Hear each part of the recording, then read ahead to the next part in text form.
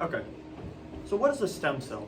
You've probably heard of a stem cell, maybe from your TV, a news article, or even maybe a peer.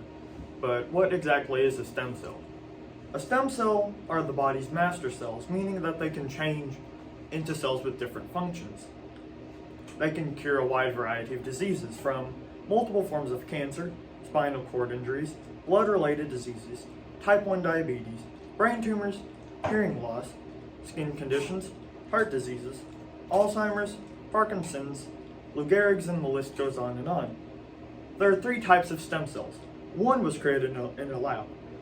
The adult stem cells. They are multipotent, meaning that they can change into a wide variety of different cells, and they are present in your body after you develop. They replenish dying cells and regenerate damaged tissue. Now, embryonic stem cells. This is where the ethics can get a little fuzzy.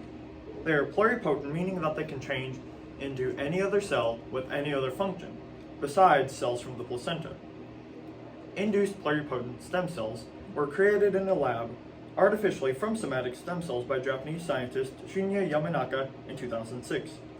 They turn any adult cell into a stem cell that can become any other cell type within the body, so they have the exact same characteristics of an embryonic stem cell. Now, onto my personal opinion. It's fine to conduct research on adult and induced pluripotent stem cells, but an embryonic stem cell consists of a human embryo, and to obtain embryonic stem cells, you have to destroy that embryo, which results in the death of a premature child. This degrades the worth of human life, and with the transplant of embryonic stem cells, they actually have the potential to cause cancer if they become malignant. What I mean by malignant is that they become abnormally formed. The alternatives to embryonic stem cells are induced pluripotent stem cells, as I mentioned earlier, because they can differentiate into any other type of stem cell.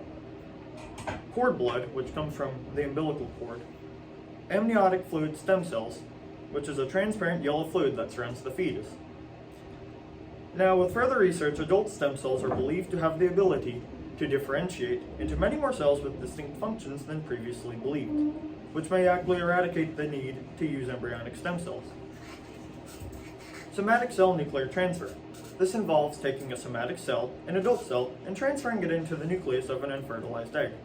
Once the cell is inserted into the egg cell's nucleus, the egg is then stimulated and then fertilized. This is the way that they clone. This was actually the same technique that they used to clone Dolly the sheep back in 1996. Now, a stem cell is the body's master cell that can differentiate into multiple other types of cells. There are 3 types of stem cells: embryonic stem cells, adult stem cells, and induced pluripotent stem cells. It is wrong to use embryonic stem cells because to obtain embryonic stem cells, you must destroy a human embryo. This also degrades the worth of human life. But this is still a very recent development in science, as this field really came around in the early 2000s, and there is need for further research.